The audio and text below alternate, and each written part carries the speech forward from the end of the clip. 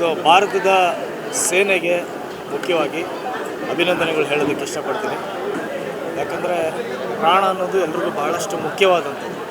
ಅದರಲ್ಲೂ ಸಹ ಹೆಂಡತಿ ಮಕ್ಕಳ ಜೊತೆಯಲ್ಲಿ ಪ್ರಕೃತಿಯ ಮಡಿಲಲ್ಲಿ ಒಂದಷ್ಟು ಕ್ಷಣಗಳನ್ನು ಎಂಜಾಯ್ ಮಾಡೋಣ, ಸಂತೋಷ ಪಡೋಣ ಅಂತೇಳಿ ಹೋದಾಗ ಅವ್ರನ್ನ ಗುಂಡಿಟ್ಟು ಕೊಲ್ಲೋದು ಅದಕ್ಕಿಂತ ಕ್ಷಮ್ಯ ಯಾವುದೂ ಇಲ್ಲ ಪ್ರಪಂಚದಲ್ಲಿ. ಈ ನಿಮ್ಮ ತಂದೆ ತಾಯಿಗಳಿಗೆ ಯಾರ್ಯಾರು ಶೂಟ್ ಮಾಡಿದ್ದೀರಾ, ನಿಮ್ಮ ತಂದೆ ತಾಯಿಗಳೇ ಆ ಥರ ನಿಮ್ಮನ್ನು ಚಿಕ್ಕ ವಯಸ್ಸಲ್ಲೆಲ್ಲ ವೆಕೇಷನ್ ಕರ್ಕೊಂಡು ಹೋದಾಗ ಯಾರೋ ಬಂದು ನಿಮ್ಮನ್ನು ಗುಂಡಿತ್ತು ಕೊಂಡ್ಬಿಟ್ರು. ನನ್ನ ತಂದೆ ಕಣ್ಮುಂದೆ ಇದ್ದಿದ್ದು, ನನ್ನ ತಂದೆ ಕುದುರೆ ಸವಾರಿ ಮಾಡಿಸ್ತಾ ಇದ್ದೀನಿ, ನನ್ನ ತಂದೆನ ಒಂದೇ ಕ್ಷಣದಲ್ಲಿ ಯಾರೋ ಶೂಟ್ ಮಾಡಿಬಿಟ್ರು ಅಂದರೆ ಆ ಮಗು ಮನಸ್ಥಿತಿ, ಆ ಹೆಂಡತಿ ಪರಿಸ್ಥಿತಿ, ಅವ್ರ ಮನೆಯ ಪರಿಸ್ಥಿತಿ ಯಾವ ರೀತಿಯನ್ನು ಯೋಚನೆ ಮಾಡಿ.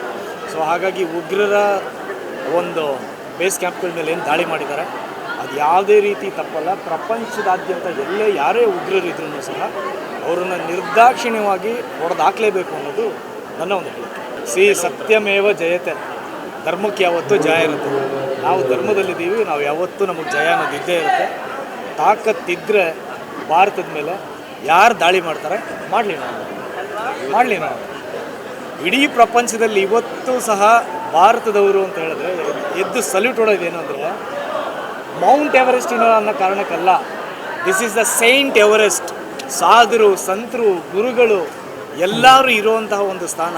ನೀವು ಪ್ರಪಂಚದಾದ್ಯಂತ ಎಲ್ಲೇ ಹೋದರೂ ಸಹ ಕಾಶ್ಮೀರದಿಂದ ಕನ್ಯಾಕುಮಾರಿವರೆಗೂ ನಿಮಗೆ ಫ್ರೀಯಾಗಿ ಊಟ, ನೀವು ಯಾವ ಜಾತಿ, ಯಾವ ಧರ್ಮ, ಯಾವ ಕುಲ ಅಂತ ವಿಚಾರಿಸಿದೆ ಊಟ ಹಾಕುವಂಥ, ಫ್ರೀಯಾಗಿ ಊಟ ಹಾಕುವಂಥ ಒಂದೇ ಒಂದು ದೇಶ ಇಡೀ ಪ್ರಪಂಚದಲ್ಲಿ ಎಲ್ಲಾದರೂ ಇದ್ದರೆ ಅದು ನನ್ನ ಭಾರತ ಮಾತ್ರ.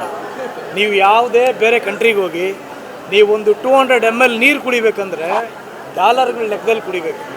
ಬನ್ನಿರಿ, ಇವತ್ತು ನಮ್ಮ ಮಹಾಲಕ್ಷ್ಮಿ ಲೇಔಟಿಂದ ಹಿಡಿದು ಎಲ್ಲಿ ಬೇಕು ನಲ್ಲಿ ಬಿಟ್ಟರೆ ನಿಮಗೆ ಟನ್ಗಟ್ಟಲೆ ನೀರು.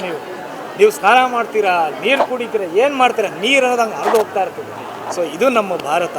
ನಿಮಗೆ ಯಾರಿಗಾರು ತಾಕತ್ತಿದ್ದರೆ ಮಾಡಿ ಭಾರತದ ಮೇಲೆ ದಾಳಿ ನೋಡೋಣ. ನೀವು ಯಾರು ದಾಳಿ ಮಾಡಲ್ಲ ಭಾರತದ ಮೇಲೆ. ಯಾಕೆಂದರೆ ಗೊತ್ತು ನಾವು ಎಂಥದ್ದು, ನಾವೇನು, ನಮ್ಮ ತಾಕತ್ತೇನು, ನಮ್ಮ ಸೈನ್ಯ ಏನು, ನಮ್ಮ ನೇವಿ ಏನು, ನಮ್ಮ ಏರ್ ಫೋರ್ಸ್ ಏನು, ಎಲ್ಲನೂ ನಿಮ್ಗೆ ಗೊತ್ತು. ಅದಕ್ಕಾಗಿ ಕೆಳಗಡೆ ಮೇಲೆ ಎರಡೂ ಬಾಯಿ ಮುಚ್ಕೊಂಡಿದ್ದೀರಾ ಅಷ್ಟೇ, ಬಿಟ್ಟರೆ ಇನ್ನೇನು ಇಲ್ಲ. ನೀವೇನೋ ನಮ್ಮ ಮೇಲೆ ಸಿಂಪತಿ ತೋರಿಸ್ತಾ ಇದ್ದೀರಾ, ಇನ್ನೊಂದು ಅದೆಲ್ಲ ಏನೂ ಇಲ್ಲ.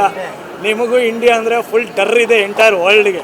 ಅದಕ್ಕೋಸ್ಕರ ಅಷ್ಟೇ. ಟ್ರೈನ್ ಬಗ್ಗೆ ಇದೇನಿಲ್ಲ, ನಮ್ಮ ಸಿಂಪಲ್ಲಾಗಿ ತುಂಬ ಎಲ್ರಿಗೂ ಚೆನ್ನಾಗಿ ಅರ್ಥ ಆಗೋದು ಹೇಳಬೇಕು ಅಂದರೆ, ಈಗ ನಮ್ಮ ಮನೆಗಳೇನಾದ್ರು ಬೆಂಕಿ ಏನಾದ್ರು ಅನಾಹುತ ಆಯಿತು ಅಂದರೆ ನಾವೇನೇನು ಪ್ರಿಕಾಷನ್ ತಗೋತೀವಿ, ಸೊ ಅಷ್ಟೇ ಇದನ್ನು ಸಹ ಅಷ್ಟೇ. ನಮ್ಮ ಮನೆಯಿಂದ ಹೊರಗಡೆ ಯಾವ ವಸ್ತುಗಳನ್ನ ತೊಗೊಂಡೋಗ್ಬೇಕು, ಮೊದಲು ಗಾಯ ಆದವ್ರನ್ನ ಎಲ್ಲಿ ಯಾವ ರೀತಿ ಸೇಫ್ ಮಾಡಬೇಕು, ಸೊ ಈ ರೀತಿಯಾದಂಥ ಒಂದು ಬೇಸಿಕ್ ಆದಂಥ ಐಡಿಯಾಗೆ ಒಂದು ಮಾಕ್ ಡ್ರಿಲ್ ಅಂತ ಹೇಳ್ತಾರೆ. ಸೊ ಎಲ್ಲರೂ ಪ್ರಿಪೇರ್ ಆಗಿರೋಣ. ಅದಕ್ಕೇನಂತ ನಮ್ಮ ದೇಶಕ್ಕೆ ಒಳ್ಳೇದಾಗಬೇಕಂದ್ರೆ ನಾವೆಲ್ಲದಕ್ಕೂ ಪ್ರಿಪೇರ್ ಆಗಿರಬೇಕು.